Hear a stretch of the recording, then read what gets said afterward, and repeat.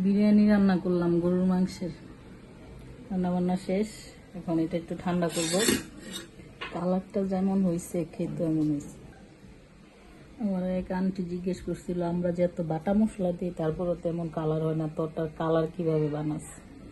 এই কালার বানাইতে বাটা মশলার কোনো কাজ হইব না, আর কিনা মশলা তো এরকম কালার হইব না। এটা একটা মানে রান্না করার একটা যোগ্যতা থাকতে হয়, বুঝছেন? এটা শিখাইলেও পারবেন না, শিখাইছিলাম তারপরেও হয় নাই। খালি নিজের সুনাম নিজে করলেই হয় না, খালি মানুষকে জ্ঞান দেয়।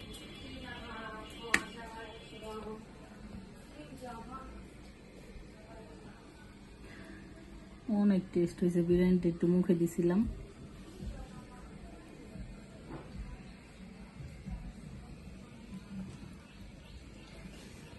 একটা চালও কিন্তু দানা দানা নাই, সব পারফেক্ট হয়েছে একদম।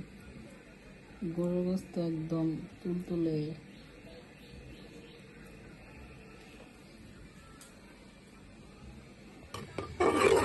পায়েস রান্না করতেছি। তো গাইস এখন আমরা চারজন যাচ্ছি, তো দেখা যাক চারজনের মধ্যে কে ফার্স্ট হয়, কে হবে মহাপুরুষ। আচ্ছা ঠিক আছে, ওকে চলো।